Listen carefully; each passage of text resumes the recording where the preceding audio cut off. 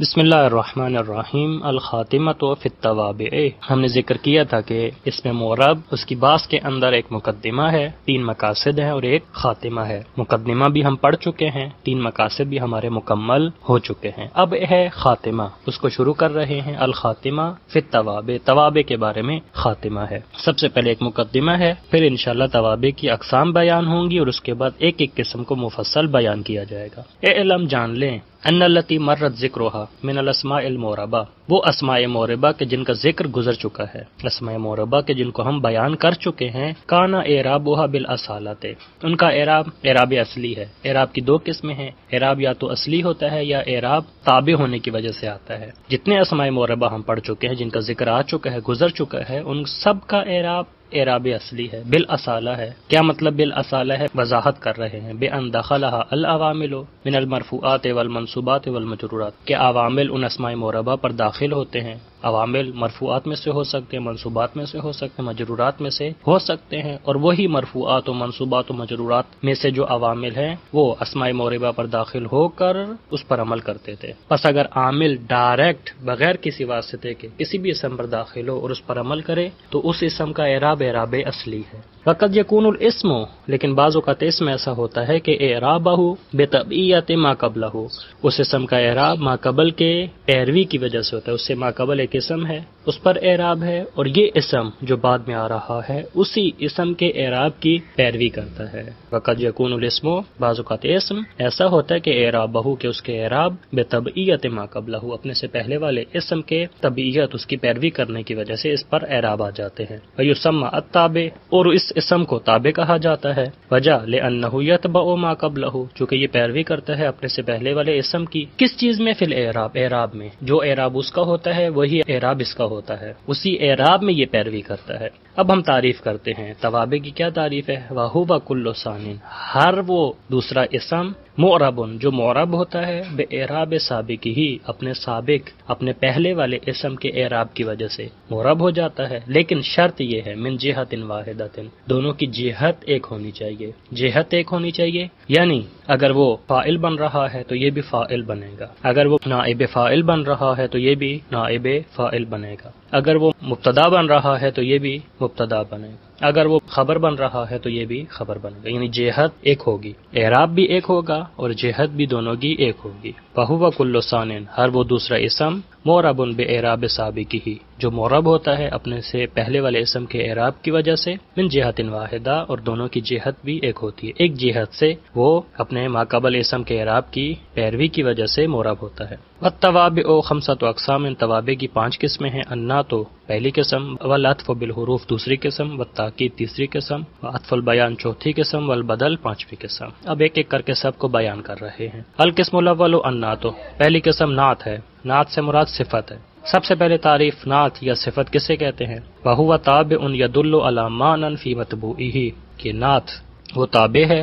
جو دلالت کرتا ہے ایک ایسے معنی پر جو اس کے مطبوع کے اندر موجود ہوتا ہے۔ یہ نقطہ بہت مہم ہے، یعنی یہ ایسا معنی ہے جو مطبوع کے اندر ہے۔ مثال نحو جاءنی رجل عالم، تو عالم رجل کی پیروی کر رہا ہے اعراب کے لحاظ سے، رجل مطبوع ہے، عالم تابع ہے، اور یہ عالمون ایک ایسا معنی ہے کہ جو رجل کے اندر پایا جاتا ہے، علم ہمیشہ انسان کے اندر پایا جاتا ہے۔ بس نعت ایک ایسا تابع ہے جو دلالت کرتا ہے ایک ایسے معنی پر کہ جو مطبوع کے اندر موجود ہوتا ہے۔ ایک تعریف او یا فی متعلق مطبوعہ، یہ ایک ایسے معنی پر دلالت کرتا ہے کہ جو مطبوع کے اندر موجود نہیں ہوتا بلکہ مطبوع کے متعلق کے اندر موجود ہوتا ہے۔ متعلق سے مراد وہ چیزیں جو انسان کے ساتھ مربوط ہوتی ہیں۔ بہت سی چیزیں ہیں، انسان کا گھر ہے، انسان کے رشتہ دار ہیں، انسان کی فیملی ہے، انسان کی کتابیں ہیں، انسان کا بہت سی چیزیں ہیں، ان سب چیزوں کو متعلق کہا جاتا ہے۔ یا وہ معنی خود مطبوع کے اندر ہوگا یا وہ معنی مطبوع کے متعلق کے اندر ہوگا۔ نحو مثال جاءنی رجل عالم ابوہ، تو عالمن صفت ہے، تابع ہے عالمن رجل کا، لیکن یہ عالم علم کی صفت رجل میں موجود نہیں ہے، رجل کے باپ اب کے اندر موجود ہے، تو باپ اس کے متعلقات میں شمار ہوتا ہے۔ پس نعت کی 2 قسمیں ہیں، یا تو دلالت کرتا ہے ایک ایسے معنی پر جو مطبوع کے اندر ہوگا، یا دلالت کرتا ہے ایک ایسے معنی پر جو مطبوع کے متعلق کے اندر موجود ہوگا۔ وَيُسَمَّى الصِّفَةُ أَيْضًا، اور اس کو صفت بھی کہا جاتا ہے، پس نعت بھی کہا جاتا ہے، صفت بھی کہا جاتا ہے۔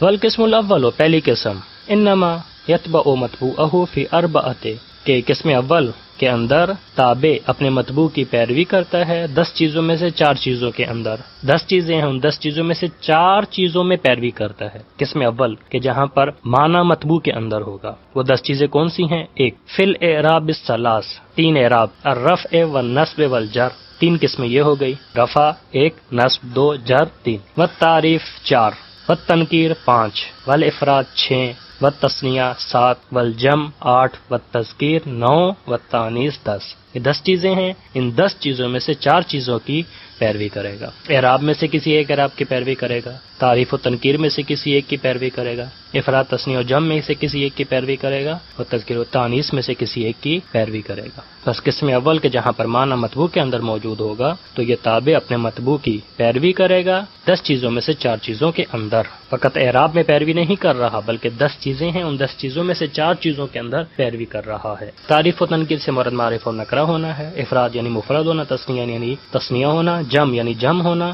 تذکیر اور تانیث یعنی مذکر اور مؤنث ہونا۔ نحو، مثالیں، جاءنی رجل عالم، تو رجل مفرد ہے، عالم بھی مفرد ہے، رجل مرفوع ہے، عالم بھی مرفوع ہے، اعراب کے لحاظ سے بھی ایک جیسے ہیں۔ رجل نکرہ ہے اور عالم بھی نکرہ ہے، رجل مذکر ہے اور عالم بھی مذکر ہے۔ بس 10 چیزوں میں سے 4 چیزوں کی پیروی یہاں موجود ہے۔ اسی طرح وہ امرأۃ عالمۃ، یہاں پر بھی 10 چیزوں میں سے 4 چیزوں کی پیروی کر رہا ہے۔ اسی طرح یہ باقی مثالیں، جتنی مثالیں انہوں نے ذکر کی ہیں، سب کے اندر 4 چیزیں حتماً موجود ہوں گی ان 10 چیزوں میں سے۔ اسی طرح یہ سب جاءنی رجل عالم، جاءنی امرأۃ عالمۃ، جاءنی رجلان عالمان، جاءنی امرأتان عالمتان، ورجال علماء ونساء عالمات، وزید العالم، الزیدان العالمان، الزیدون العالمون، ورأیت رجلا عالمان، وکذا البواقی۔ کچھ مثالیں ہم نے ذکر کی ہیں، باقی مثالیں آپ بنا لیں۔ کافی زیادہ مثالیں بنتی ہیں لیکن کتاب میں کچھ مثالیں ذکر کی ہیں۔ یہ ہے قسم اول۔ والثانی، قسم دوم، انما یتبع متبوعہ فی الخمسۃ الاول فقط، کہ تابع اپنے متبوع کی پیروی کر رہا ہوگا فقط پہلی 5 چیزوں کے اندر، اعنی الاعراب، تو 3 چیزیں یہ ہیں، رفع، نصب و جر، والتعریف 4تھی چیز، والتنکیر 5ویں چیز۔ یہ 5 چیزیں ہیں، ان 5 چیزوں میں سے 2 چیزوں کی پیروی کرے گا، اعراب میں سے ایک کی پیروی کرے گا اور تعریف و تنکیر میں سے ایک کی پیروی کر رہا ہوگا۔ نحو قولہ تعالی، جیسے اللہ تعالیٰ کا یہ قول، من ھذہ القریۃ الظالم اہلھا، تو الظالم کے اوپر بھی الف لام ہے، القریہ پر بھی الف لام ہے، دونوں معرفہ ہیں، اور اعراب کے لحاظ سے بھی دونوں کا اعراب ایک جیسا ہے، قریہ بھی مجرور ہے، الظالم بھی مجرور ہے، باقی کسی چیز میں پیروی نہیں کرے گا کیونکہ قریہ مؤنث ہے، الظالم مذکر ہے۔ وفائدۃ النعت، نعت کے کئی فائدے ہیں۔ پہلا فائدہ تخصیص المنعوت، منعوت خاص ہو جائے گا، منعوت کے اندر تخصیص آ جاتی ہے، احتمالات کم ہو جاتے ہیں، ان کانا نکرۃ، جب دونوں نکرہ ہوں۔ نحو جیسے جاءنی رجل عالم، تو رجل نکرہ ہے، احتمالات زیادہ تھے لیکن عالمون کی وجہ سے اب تخصیص آ چکی ہے۔ وتوضیح منعوتہ، یہ اس نعت کی جو منعوت ہے یعنی متبوع، اس کے اندر توضیح، وضاحت آ جائے گی، اس کی وضاحت اسی نعت کے ذریعے سے کی جا سکتی ہے، ان کانا معرفتن، جب دونوں معرفہ ہوں، جیسے جاءنی زید، زید معلوم ہے کون ہے لیکن الفاضل، تھوڑی وضاحت زیادہ ہے، الفاضل جو فاضل ہے۔ وقد یکون للثناء والمدح، بعض اوقات تعریف و مدح کے لیے استعمال ہوتا ہے، یہ نعت تعریف کرنے کے لیے آتی ہے اور مدح کرنے کے لیے آتی ہے۔ نحو بسم اللہ الرحمن الرحیم، تو الرحمن الرحیم صفت ہے اللہ کی اور یہ ثنا کر رہی ہیں، مدح کر رہی ہیں خداوند کی۔ وقد یکون للذم، بعض اوقات ذم کے لیے آتا ہے، اعوذ باللہ من الشیطان الرجیم، یعنی یہ نعت مذمت کر رہی ہے، الشیطان کی مذمت کر رہی ہے، الرجیم، رجیم صفت ہے۔ وقد یکون للتاکید، بعض اوقات تاکید کے لیے آتی ہے، یعنی اگر ذکر نہ بھی کریں تو کوئی مشکل نہیں ہے لیکن فقط ذکر کیا تاکہ تاکید ہو سکے۔ نحو قولہ تعالی نفخۃ واحدۃ، تو واحدۃ صفت ہے نفخۃ کی لیکن تاکید کر رہی ہے۔ وعلم، جان لے، ان نکرۃ توصف بالجملۃ الخبریہ، نکرہ کی صفت لائی جا سکتی ہے جملہ خبریہ کے ساتھ۔ نحو مررت برجل ابوہ قائم، تو رجل نکرہ ہے، موصوف ہے، ابوہ قائم جملہ اسمیہ ہے، او قام ابوہ یہ جملہ فعلیہ ہے، دونوں کے ذریعے سے رجل کی صفت لائی جا سکتی ہے۔ میں گزرا ایک ایسے مرد کے پاس سے کہ جس کا باپ کھڑا تھا۔ بس ضمیر لا یوسف ولا یوسف بہ، اور ضمیر کی نہ صفت لائی جا سکتی ہے اور نہ ہی ضمیر جو ہے خود صفت بن سکتا ہے، نہ موصوف بن سکتا ہے نہ ہی صفت بن سکتا ہے۔ یہ ہے قسم اول۔ القسم الثانی العطف بالحروف، قسم دوم عطف بالحروف کے بارے میں ہے۔ سب سے پہلے تعریف، وهو تابع ينسب الیہ ما نسب الی متبوعہ وکلاہما مقصودان بتلک النسبہ، یہ عطف بالحروف وہ تابع ہے کہ جس کی طرف نسبت دی جاتی ہے، ما اس چیز کی، نسب الی متبوعہ کہ جس کی نسبت دی گئی ہے اس کے متبوع کی طرف۔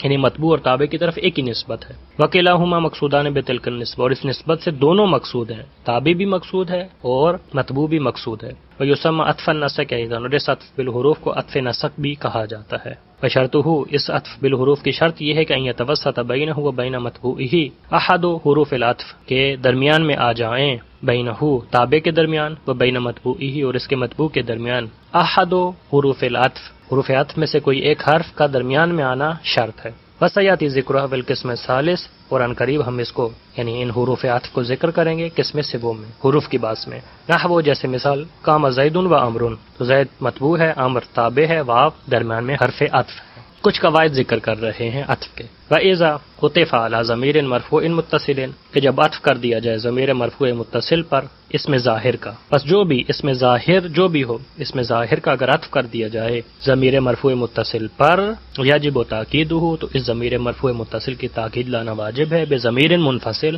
ضمیر منفصل کے ساتھ. نحو ضربت انا وزید، تو زیدن کو عطف کر رہے تھے تو ضمیر پر، ضمیر مرفوع متصل پر انا کی تاکید لانا واجب ہے.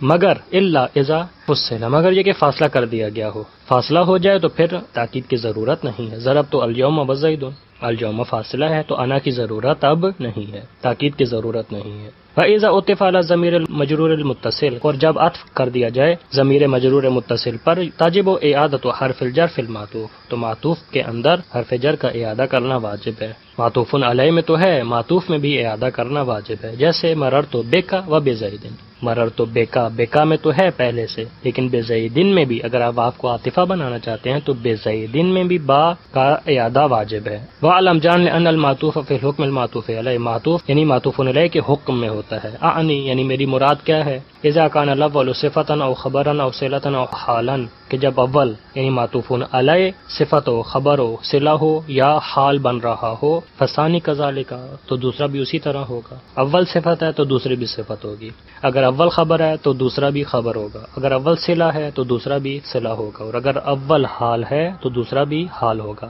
والضابطہ تو فی ہے، اور اس عطف بالحروف کے اندر ضابطہ یہ ہے کہ انہو ان کانا یجوز ان یقام المعطوف و مقام المعطوف علیہ جاز العطف. ضابطہ اس عطف بالحروف میں یہ ہے کہ اگر جائز ہو معطوف کو رکھنا معطوف علیہ کی جگہ پر تو جاز العطف ہو، تو عطف بھی کیا ہوگا، جائز ہوگا. لیکن اگر ایسا نہ ہو، وحیث، اور وہ مقام کہ لا یعنی لا یجوز، اگر جائز نہ ہو معطوف کو رکھنا معطوف علیہ کی جگہ پر، فلا، تو پھر عطف بھی جائز نہیں ہوگا. یہ ضابطہ ہے عطف بالحروف کا. ایک مطلب جو آخر میں ذکر کر رہے ہیں، والعطف علی معمولین عاملین مختلفین، کہ عطف کرنا دو معمولوں پر عطف کرنا، ایسے دو معمول عاملین مختلف ہیں کہ جن کے دو عامل ہیں اور دونوں عامل مختلف ہیں، ان دو معمول پر دو دیگر اسموں کا عطف کرنا جائز ہے، کوئی مشکل نہیں ہے. لیکن اس کے اندر تین نظریے ہیں، ایک مصنف کا نظریہ ہے، ایک فرا کا نظریہ ہے، اور ایک سیبویہ کا نظریہ ہے. جائز ہے اذا، لیکن شرط ہے اذا کان المعطوف علیہ مجرورا و مقدما علی المرفوع، کہ جب معطوف علیہ مجرور ہو اور مرفوع پر مقدم ہو. والمعطوف کذالک، اور معطوف بھی اسی طرح ہو، اے مجرورن یعنی مجرور ہونا چاہیے، معطوف علیہ بھی مجرور ہو اور مقدم ہو مرفوع پر، تو پھر ہم کر سکتے ہیں. نحو مثال فی الدار زیدن، دار بھی معمول ہے، زید بھی معمول ہے. دار کا عامل الگ ہے، زید کا عامل الگ ہے. دار کا عامل فی ہے، زید کا عامل ابتدا ہے جو کہ مبتدا ہے. الحجرت معطوف ہے، مجرور ہے، اور دار مقدم ہے مرفوع پر، حجرہ معطوف مقدم ہے امر مرفوع پر، لہذا حجرہ کو عطف کریں گے دار پر، امر کو عطف کریں گے زید پر، اور یہ جائز ہے مصنف کے نزدیک. لیکن وفی ہونا مذہبان آخران، یہاں دو اور مذہب بھی ہیں، وہما، اور وہ دو مذہب کون سے ہیں، الجواز، ایک جواز ہے، جائز ہے مطلقاً، چاہے یہ شرط موجود ہو یا موجود نہ ہو، جو ہم نے ذکر کی ہے. عند الفرا، فرا کے نزدیک، وعدمہ یعنی عدم جواز، جائز نہیں ہے مطلقاً، چاہے یہ شرط موجود ہو یا شرط موجود نہ ہو. عند سیبویہ، سیبویہ کے نزدیک یہ جائز نہیں ہے. یہ ہے عطف بالحروف کے بارے میں بات. وصلی اللہ علی محمد وآلہ الطیبین الطاہرین المعصومین.